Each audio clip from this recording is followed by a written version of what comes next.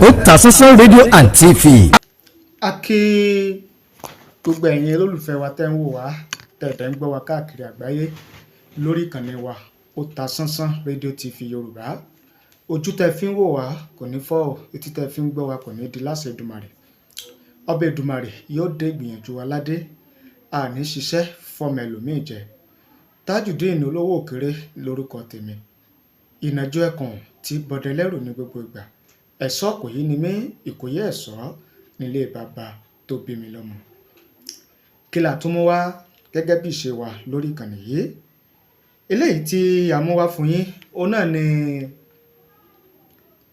ọ̀rọ̀ tí ẹni tó jẹ́ ajàfẹ́tọ̀ọ́ ọmọnìyàn lórílẹ̀‐èdè Nàìjíríà tó tún jẹ́ olùdíje fún ipò ààrẹ lórílẹ̀‐èdè Nàìjíríà lábẹ́ ẹgbẹ́ òṣèlú AAC.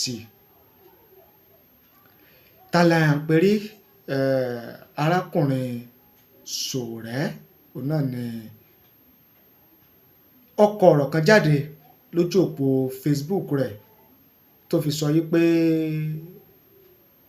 òun ò ṣetán láti di igbákejì gómìnà ìpínlẹ̀ Ondo, ìyẹn Lucky Ayédàtiwa. Tí ẹ bá mọ bí nǹkan ṣe ń lọ, tẹ bá dẹ̀ ń tẹ̀lé wa lórí ìkànnì yìí, a ti sọ fún yín wípé awuyewuye ti ń wáyé. A ti sọ fún yín lórí ìkànnì yìí, a ti ṣètò nípa rẹ̀ wípé awuyewuye ti ń lọ ní ìpínlẹ̀ Ondo lórí ẹni tí yóò di gómìnà, igbákejì gómìnà ìpínlẹ̀ Ondo nígbà tí lẹ́yìn tí Lucky Ayédàtiwa tó wà nípò igbákejì tẹ́lẹ̀ tí wọ́n ti búra fún un ní ìrọ̀lẹ́ ọjọ́ tí gómìnà tẹ́lẹ̀ ìyẹn Rotimi Akeredolu tó dágbére fáyé. Ìrọ̀lẹ́ ọjọ́ tó dágbére fáyé òun náà ni wọ́n búra fún igbákejì rẹ̀ ìyẹn Lucky Ayédàtiwa tó sì di gómìnà nísànsán ní ìpínlẹ̀ Ondo. Látìgbà yẹn òun náà ni ẹ sì mọ̀ pé tí gómìnà bá wà, dandan ni kí igbákejì gómìnà náà kó wà gẹ́gẹ́ bí òfin orílẹ̀-èdè Nàìjíríà. Látìgbà yẹn òun náà ni awuyewuye ta ni yóò di igbákejì ló ti ń lọ. Ṣùgbọ́n ohun tí a wá rí òun ni wípé ọkùnrin ajàfẹ́tọ̀ọ́ ọmọnìyàn yìí Sowore ó kọ sójú Facebook rẹ̀ wípé òun ò nífẹ̀ẹ́ láti di igbákejì gómìnà ní ìpínlẹ̀ Ondo.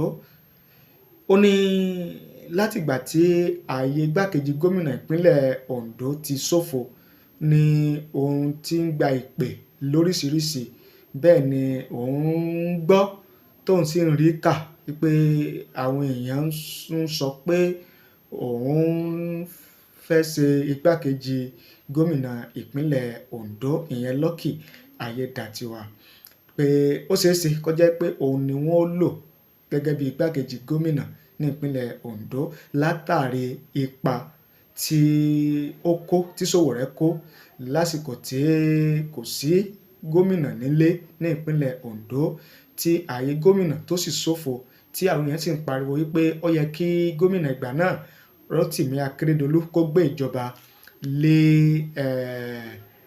àṣẹ, kó gbé àṣẹ àti agbára ìjọba lé igbákejì rẹ̀ lọ́wọ́ láti máa darí ìpínlẹ̀ Ondo gẹ́gẹ́ bí adelé gómìnà nígbà náà, tí kò tètè wáyé.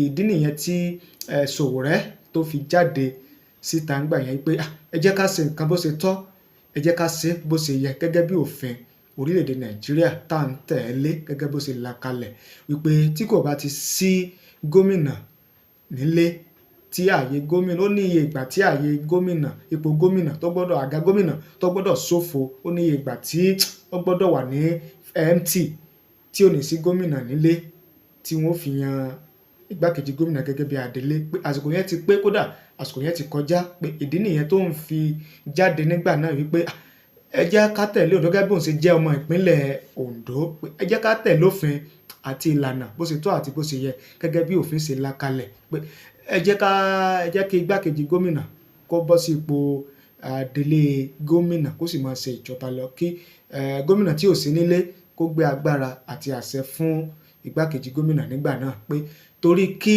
a lè tẹ̀lé òfin ká sì lè ṣe nǹkan bó ṣe tọ́ àti bó ṣe yẹ, ó ní Sowore ní òun fi jáde nígbà náà wípé kódà òun ò mọ igbákejì gómìnà rí, ìyẹn nígbà yẹn Lucky Ayédàtiwa, pé òun ò mọ̀ rí, òun àwọn ọ̀jọ́ lájọṣepọ̀ kankan, àwọn ọ̀jọ́ lájọṣọ kankan, pé òun kàn wò pé bí nǹkan bá ṣe tọ́ àti bó bá ṣe yẹ lábẹ́ òfin, òun náà ni èèyàn máa ń ṣe, pé lòun fi jáde nígbà náà, pé níṣẹ́ tí ààyè igbákejì gómìnà tí wọ́n ti wá búra fún Lucky Ayédàtiwa tó ti wá di gómìnà nísànsán ní ìpínlẹ̀ Ondo báyìí, pé tí ààyè gómìnà ti wá ṣòfò, kò kàn tiẹ̀ sínú èrò òun rárá láti di gómìnà láti di igbákejì gómìnà ìpínlẹ̀ Ondo.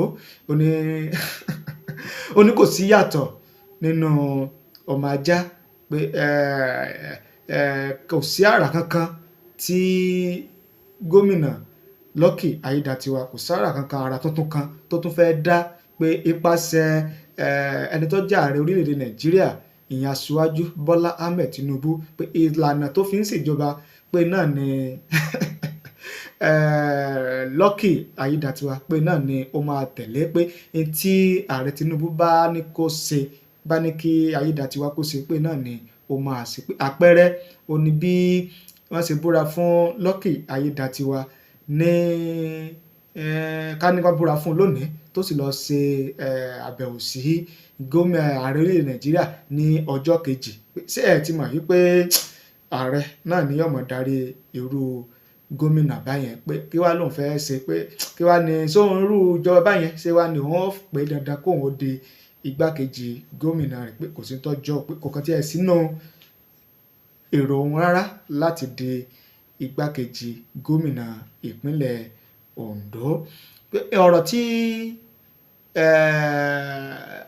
Sowore yìí, ọ̀rọ̀ tó wá sọ Ọmọyẹlé Sowore, ọ̀rọ̀ tó wá sọ yìí, ó ti wá di fàǹfà láàrin àwọn ọmọ orílẹ̀-èdè Nàìjíríà, tó ń kálukú ti ń sọ ìwòye àti èrò tiwọn gẹ́gẹ́ lórí ohun tí Sowore, Ọmọyẹlé Sowore lórí tó sọ yìí, pé ìlànà ìṣèjọba Bọ́lá Ahmed Tinubu pé náà ni Lucky Ayédàtiwa ló máa tẹ̀lé nípínlẹ̀ Ondo, pé kò sí tuntun kan, kò sí oore tuntun kan tí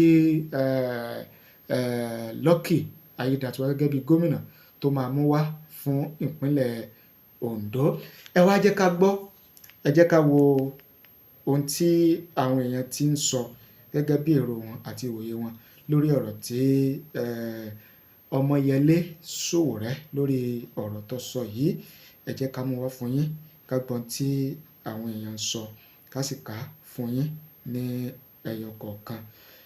Eléyìí ni Sowore always criticizing everyone. Sowore always criticizing everyone. Ó ní ẹni tí ó ní ọ̀rọ̀ tí ẹni yẹn sọ, Adékúnlé Ọládèjì Amos tó sọ nìyẹn lójú òpó Facebook. Eléyìí ni Monsuru Babatunde Yusuf, ó ní Sowore enemy of progress, kò sí ohun tí wọ́n ṣe tó dára lójú tiẹ̀ rí. Ohun tí Monsuru Babatunde Yusuf ohun tó sọ nìyẹn. Mr Samuel Oni, àwọn ní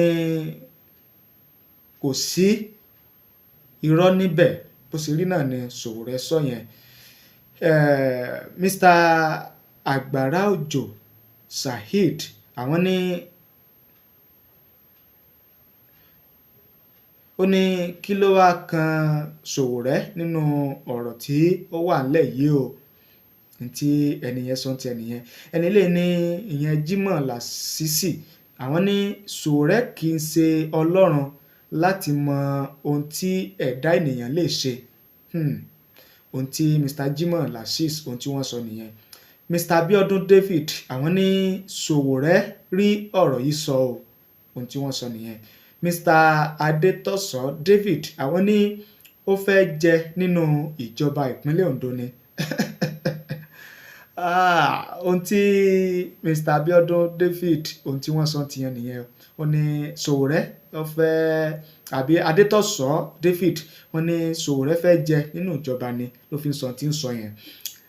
Mr Ibrahim Sọlá Salami àwọn ní ọ̀rọ̀ burúkú ohun ẹ̀rín. Mr Ọlátúndé Adégbóyèga àwọn ní àràǹbádà ẹkùn tí ẹnu táwọn sọ nìyẹn, òwe náà dẹ̀ ni, àsàmọ́ ọ̀rọ̀ ni, ó dẹ̀ ti yé wa. Mr Iremide Ayọ̀mídé àwọn ní ẹ jẹ́ kí Sowore tiẹ̀ fi gómìnà dánra wò bóyá orúkọ rẹ̀ ò ní bàjẹ́. Ohun tí Mr Iremide Ayọ̀mídé ohun tí wọ́n sọ nìyẹn. Mr Serif Dosunmu àwọn ní strict fact ẹnu tí wọ́n kọ nìyẹn. Mr Gabriel Ọlárìndé Ògúnfọlájìn àwọn ní òdodo ọ̀rọ̀ ní Sowore sọ o, gẹ́gẹ́ bí wọ́n ṣe sọ nìyẹn. Mr Oyedeji Kẹ́hìndé àwọn ní if you have interest let them know. Pé kọ́mọ́ fọ̀rọ̀ àbí àwọn sọ kọ́sọ̀ tó fẹ́ gan ohun tí Mr Oyedeji Kẹ́hìndé ohun tí wọ́n sọ nìyẹn. Ẹnìkan béèrè ìyẹn Muslimat Isha àwọn ní are you from Ondo State? Àágán lè dá rẹ̀ a lè dá yẹn ọmọ ìpínlẹ̀ Ondo òun ni Sowore o, ọmọ ìpínlẹ̀ Ondo ni tí ò dẹ̀ sí ìyẹn níbẹ̀ rárá. Ẹni lè ní Mrs Bilal Bello àwọn ní orúkọ lóró ní Ayédatiwa. Ẹni lè ní Mr Adeniyi Gafari Yemi àwọn ní sure true talk from Sowore tí wọ́n sọ tí wọ́n nìyẹn. Mr Emmanuel Anoluwapo àwọn ní sense in nonsense. Sense in nonsense ẹni tí wọ́n sọ nìyẹn.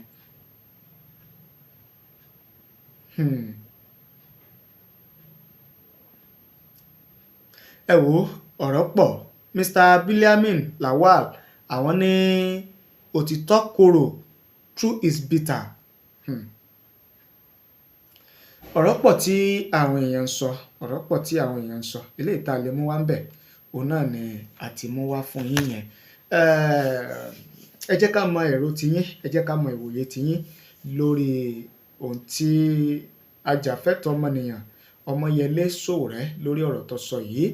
Kí ni èrò tiyín, kí ni ìwòye tiyín? Ẹ fi ṣọwọ́ sí wa láàyè comment nísàlẹ̀ fídíò yìí kájọ kà á kájọ gbé yẹ̀wò. Bó sì sí orí WhatsApp òun náà ni ẹ̀yin náà fẹ́ fi ránṣẹ́ sí wa, bó jẹ́ orí WhatsApp ni WhatsApp number wa òun náà ni ẹ ti ń wò lójú móhùnmáwòrán yín yẹn 07063291779 07063291779.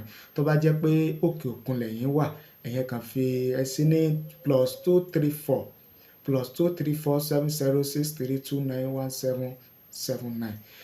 Adúpẹ́ bẹ́ẹ̀ ṣe ń wò wá o, adúpẹ́ bẹ́ẹ̀ ṣe ń gbọ́ wa.